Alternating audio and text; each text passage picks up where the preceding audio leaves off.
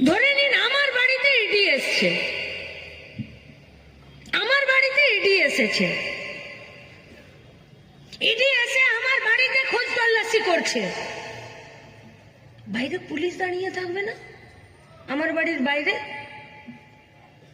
আমার বাড়ির লোকজনকে একটা জায়গায় চেয়ারে বসিয়ে দেবে না যে এখানে চুপ করে বসে থাকো, আর কোথায় কি তালা চাবি আছে দাও, আর সব জিনিস ঘেটে দেখবে তো? তাই তো, আমি যদি তালা চাবি না দিই তাহলে তো আমার ঘরের জিনিসপত্র ভাঙচুর করে পুলিশ দেখবে, আর আমার বাড়ির গেটে, বাইরের গেটে তো পুলিশ দাঁড়িয়ে থাকবে, সেখানে আমার যতই পেয়ারের লোক হয় সে আমার বাড়ি ঢুকে যাবে।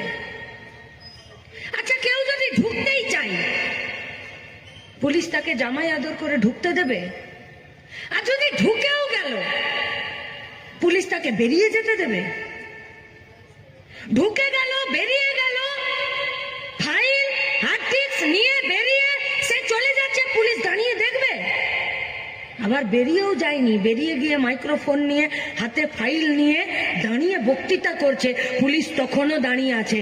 ইডি কার? বিজেপির।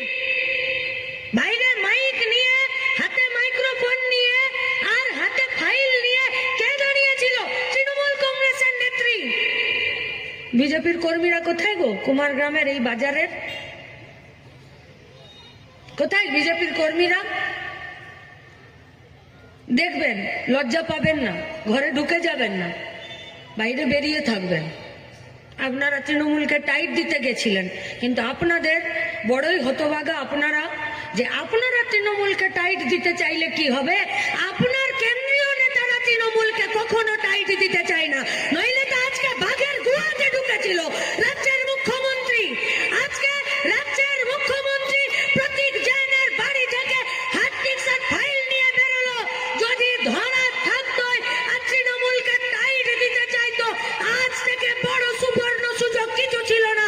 প্রশ্ন আমাদের, কেন ইডির বিরুদ্ধে আর রাজ্যের মুখ্যমন্ত্রী মমতা ব্যানার্জির বিরুদ্ধে দিল্লির কেন্দ্রীয় ইনভেস্টিগেশন টিম ইডি, এদের দুজনের যারা আজকে দায়িত্ব ছিল ওই প্রতীক জৈনের বাড়িতে খোঁজ তল্লাশি করার, তার যা টিম লিডার ছিল, তার বিরুদ্ধে কেন পুলিশে কমপ্লেন হবে না?